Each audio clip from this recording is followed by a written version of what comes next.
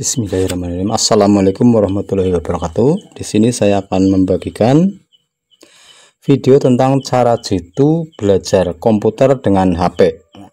Untuk belajar komputer dengan HP kita harus mempunyai aplikasi Office. Nah, di sini yang paling populer ada 3, yaitu WPS Office dan Microsoft Office serta Polaris Office. Nah, dari ketiga aplikasi itu yang paling mendekati untuk belajar di HP, yang paling menyerupai dengan komputer adalah Polaris Office. Nah, berarti teman-teman harus mengupload terlebih dahulu Polaris Office di Play Store, dan itu gratis. Untuk mendownload Polaris Office itu juga sangat mudah, tinggal kita ke Play Store nih, ke Play Store. Nah, tulis saja Polaris Office di sini. Nah, kita tulis saja Polaris Office, langsung kita cari saja, dan di sini sudah muncul Polaris Office. Nah, ini berhubung saya sudah menginstal, jadi di sini munculnya adalah update. Nah, berarti kalau belum menginstal itu tinggal diinstal saja. Nah, kita klik saja install. Nah, kalau saya atau update, nah, klik. Nah, setelah diinstal, nah ini kita bisa langsung kita buka saja, ataupun kita melihat di layar ini sudah terinstall atau belum. Nah, misalnya kita bisa langsung klik saja.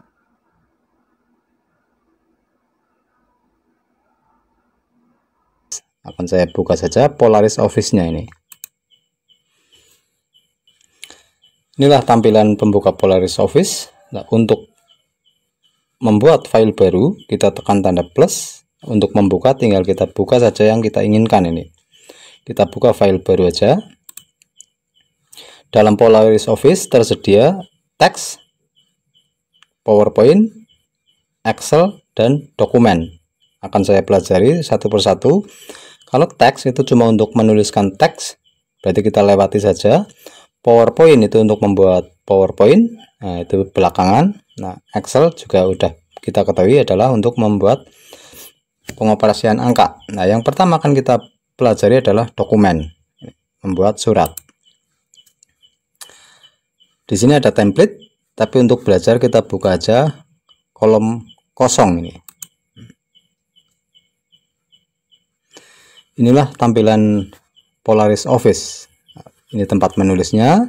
Ini adalah tempat mengeluarkan menu atau perintah-perintah di dalam Office, dan ini adalah keypad-nya. Untuk menulis sangat mudah, kita tinggal menuliskan saja di sini dengan mengetik di keypad-nya. Nah, di sini akan saya pelajari bukan membuatnya, tapi menu-menunya, agar kita paham bagaimana cara mengoperasikan Polaris Office di HP Android. Kita buka saja menunya di sini. Inilah menu dari Polaris Office. Menu utama yaitu beranda, terdiri dari pengaturan font, ini font yang dipakai. Terus di sini tinggal pilih font yang akan kita pakai.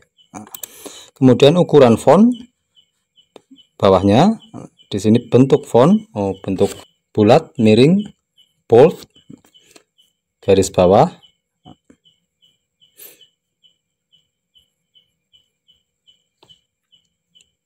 Nah, tampilan menu-menu dari Polaris Office.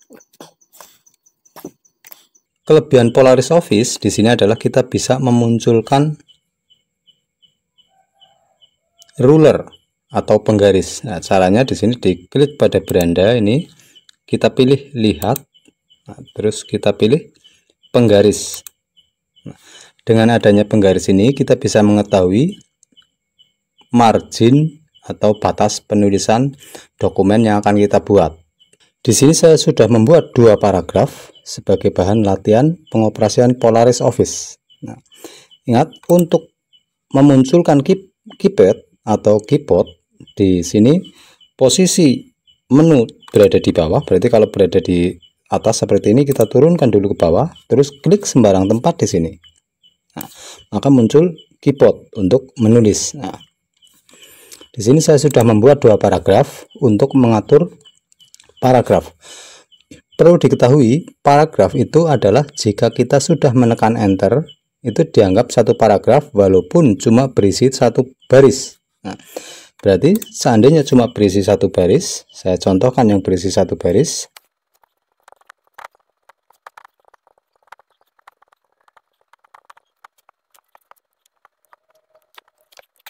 Di sini pengoperasian Polaris Office, di mana kita harus mengetahui satu kesatuannya itu paragraf. Dari pertama pada beranda. Font mudah dipelajari, ukuran juga gampang, garis bawah gampang. Ubah besar kecil huruf. Nah, ubah besar kecil huruf juga cuma merubah dari kapital ke huruf kecil dan sebagainya. Nah, di sini yang perlu dibahas pertama yaitu poin atau penomoran halaman. Untuk penomoran halaman di sini bisa ditulis terlebih dahulu. Sebagai contoh ini sudah saya tulis. Yang ini kita mau membuat penomoran halaman, kalau lebih dari satu bisa kita sorot terlebih dahulu. Sorot tiga-tiganya seperti ini. Terus kita bikin penomoran halaman, klik penomoran halaman ini. Nah, kemudian kita pilih bentuknya mau 1, 2, 3 atau ABC. 1, 2, 3 saja. Otomatis dengan penomoran halaman di sini langsung menjadi penomoran halaman. Nah, jika kita membuat penomoran halaman, maka otomatis paragrafnya dia lari ke kanan sebanyak 1 tab. Nah, seandainya kita menginginkan agar angka 1 itu lurus dengan paragraf atasnya, kita tekan untuk memajukan paragraf yang lari ke kanan sebanyak 1 tab. Di sini adalah caranya dengan memilih opsi indent. Ya, di sini klik saja opsi indent. Nah, di sini dia ke kiri 20 pt. Nah, ini ke kiri 20 pt. Ini kita nolkan. 0 sekarang menjadi lurus. Itulah cara untuk meluruskan kembali bulat ataupun numbering yang sudah kita bikin. Nah, saya kembalikan. Jika kita mau membuang penomoran, nah di sini kita mau penomorannya kita buang terlebih dahulu. Kembali kita klik tanda silang, berarti dia tidak bernomor. Penomoran halaman juga bisa kita tulis terlebih dahulu. Berarti kita membuat penomoran halaman sebelum menulis. Akan saya contohkan di sini penomoran halaman. Tadi 1, 2, 3, saya coba sekarang menjadi ABC. Nah, ini dia otomatis juga menjadi ABC. Problemnya sama untuk mengembalikan ke agar lurus. Nah, jika menginginkan lurus, ya, kita klik opsi indentan, nah, kita nolkan. Seperti ini dia 0. Nah, di sini kita tinggal bisa menulis. Nah, kita klik saja di area kosong, kita tulis.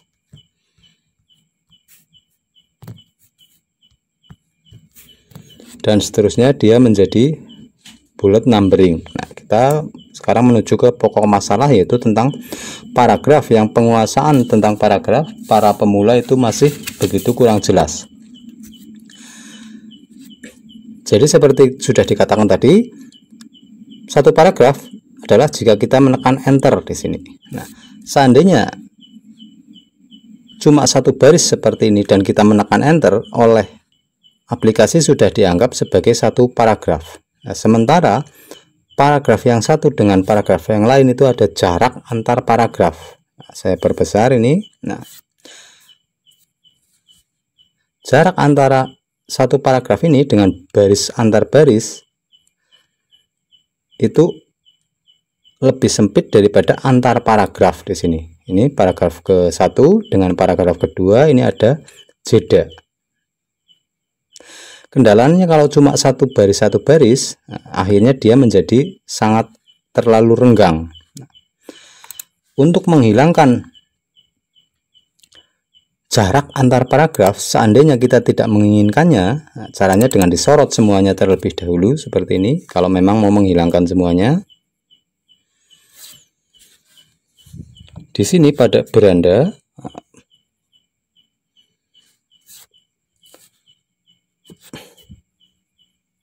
ada pada penspasian baris dan paragraf ini, biar antar paragraf itu tidak berjarak.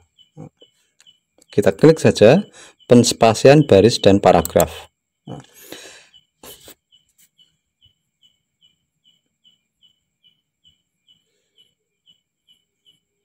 Nah, di sini kita baca dari awal ya. Berarti dia memakai jarak baris 1. Sebelum paragraf dia enggak ada, tapi setelah paragraf dia ada 8 PT atau 8 poin. Agar tidak berjarak antar paragraf, itu kita nolkan pada paragraf ini. Kita tarik saja, dia otomatis menyempit ya. Perhatikan sininya. Kita tambah, dia melebar, semakin ditambah semakin lebar. Itulah disebut jarak antar paragraf. Jadi kalau jarak antar paragraf tidak dibutuhkan, membuangnya pada setelah paragraf ini kita nolkan. Nah, yang posisinya berada di penspasian antar paragraf pada beranda. Itulah. Nah, yang kemudian di sini akan saya bahas kembali, yaitu tentang penulisan baris pertama. Kadang kita menginginkan sebuah paragraf baris pertamanya menjorok ke dalam. Nah, caranya di sini pada rulernya di sini ada first line. Nah, kita tarik ke kanan seperti keinginan. Nah, seandainya kita mau semuanya lebih dari 1, berarti kita sorot terlebih dahulu dari awal sampai akhir seperti ini, baru kita tarik, maka dia akan menjorok semuanya termasuk yang 1 baris ini. Itulah. Nah, itu pengaturan paragraf. Nah, saya undo saja ini. Jika awal paragraf ini, jika awal paragraf. Jika semuanya, berarti yang ditarik adalah bawahnya. Nah, ini jika semuanya, berarti baik atas maupun bawah ditarik, seandainya kita menginginkan lebih menjorok.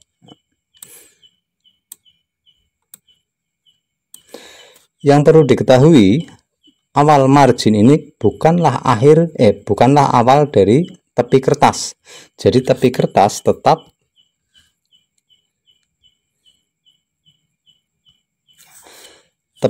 adalah tetap sebelah paling tepi ini. Berarti ini sudah menjorok dari tepi kertas. Jadi tidak perlu ditarik ke kanan kembali. Seandainya kita menulis sebuah paragraf. Nah, tepi kertas berarti sebelah sini akhir ini. Sedangkan ini adalah batas penulisan awal teks. Kemudian materi berikutnya yang sering dipelajari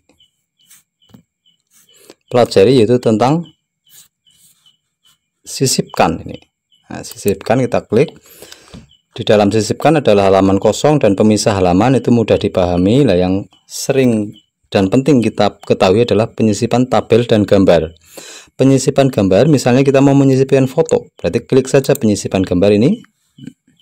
Terus kita sisipkan gambar yang akan kita taruh. Sebagai contoh, misalnya nggak ada foto,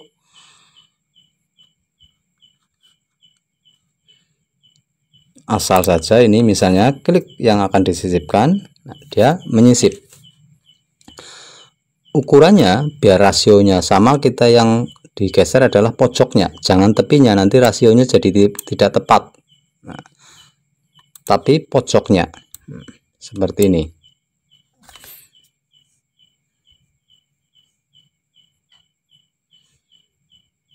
Seperti ini. Nah, seandainya terlalu melebar, itu bukan cara menyisipkan menggeser sampingnya, tapi dengan cara memotong biar rasionya tetap sama. Nah, seperti ini. Sebuah gambar defaultnya adalah dia tidak mau menyatu dengan teks. Ini seandainya kita mau menggeser sebuah gambar, dia akan sulit karena dia tidak mau menyatu dengan teks. Nah, agar dia bisa kita posisikan sesuka kita, ini pada bungkus teks kita klik. Nah, di sini defaultnya adalah sejajar dengan teks, berarti ini dianggap teks, berarti sejajar. Nah, kalau persegi berarti dia dikelilingi dengan teks semacam ini, tapi teksnya mengelilingi, itulah persegi. Nah, atas bawah itu sama dengan sejajar. Nah, yang perlu diketahui yaitu di depan teks atau di belakang teks. Nah, untuk menyisipkan foto kita pilih saja di depan teks. Nah, dengan di depan teks kita bisa sesuka hati menaruh gambar itu seperti yang kita inginkan. Misalnya foto di atas, ya kita taruh di atas dan sebagainya. Nah, itulah berarti pada wrappingnya atau bungkus teksnya kita pilih, kita klik, kita sentuh, kita pilih di depan teks agar dia berada di depan teks. Kalau di belakang teks berarti teksnya yang berada di depannya. Itulah berarti cara menyisipkan gambar. Ini bisa menyisipkan gambar, foto, ataupun yang lainnya. Kalau lamaran pekerjaan biasanya menyisipkan foto.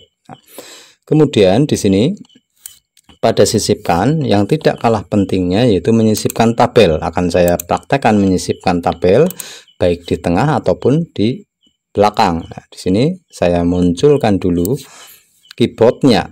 Nah, di sini saya tutup dulu menunya, saya klik sembarang tempat agar muncul keypad. Nah, saya enter. Misalnya di sini saya mau menyisipkan tabel. Cara menyisipkan tabel yaitu klik menunya ini, pilih sisipkan, dan ini tabel. Di sini kita bisa menentukan tabelnya mau berapa kolom dan berapa baris. Saya contohkan misalnya 3 kolom dan 2 baris. Kalau sudah, pilih centang ini. Sekarang sudah tersisip 3 kolom dan 2 baris. Nah, di sini bisa untuk menuliskan identitas, misalnya nama, alamat, dan sebagainya. Kita mempergunakan tabel agar penulisannya lurus, titik 2-nya lurus. Nah, sekarang kita mau mengoperasikan penulisan identitas. Di sini pertama nama,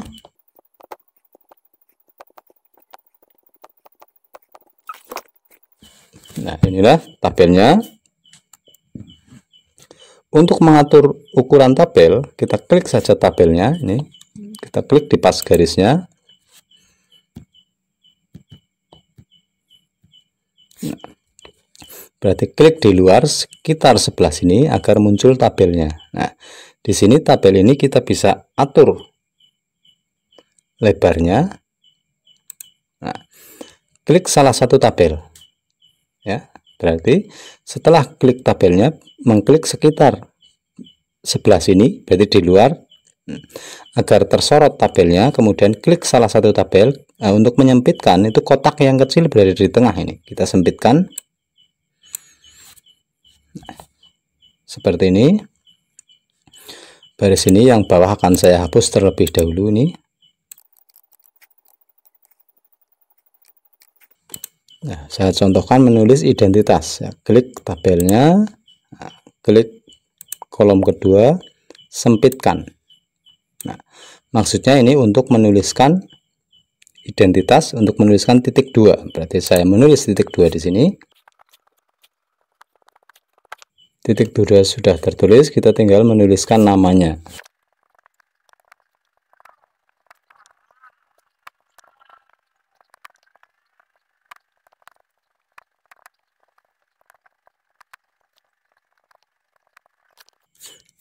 Inilah kelebihan Polaris Office pada tabel. Kalau di WPS Office serta di Office Android itu tidak ada fasilitas ini.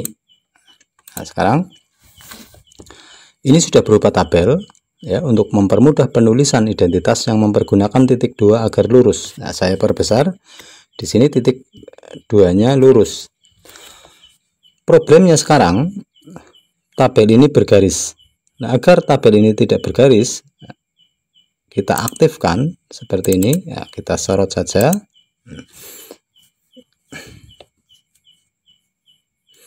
Nah, ini sudah aktif ya. Agar tidak bergaris pada tabel ini,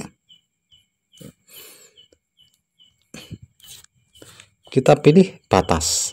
Ini kita klik batas. Nah, di sini yang kita pilih adalah tidak bergaris. Inilah tidak bergaris. Kita klik.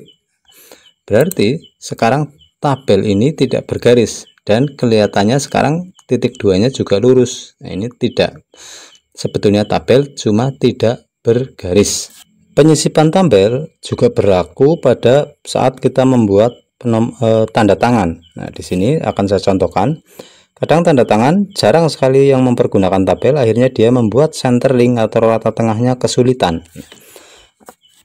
Untuk mempermudah penulisan kolom tanda tangan, itu kita pakai menyisipkan tabel. Di sini kita pilih beranda, kita pilih sisipkan tabel, ya, terdiri dari bisa 2, bisa 3. Akan saya coba 3 misalnya. Kita centang. Di sini sudah ada 3 kolom. Di sini akan saya buat semuanya adalah center.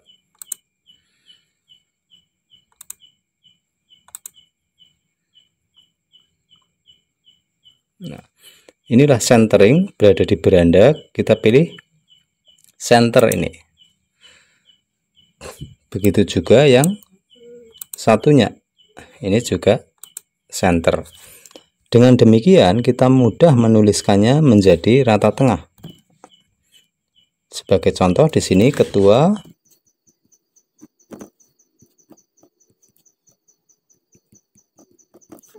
ini otomatis dia center. Nah, begitu juga di sini nulis sekretaris. Inilah cara menuliskan tabel agar lurus. Nah, ini bisa dipersempit. Terima kasih telah menyaksikan, semoga bermanfaat. Untuk selanjutnya akan dibuatkan untuk sesi kedua. Terima kasih. Wassalamualaikum warahmatullahi wabarakatuh.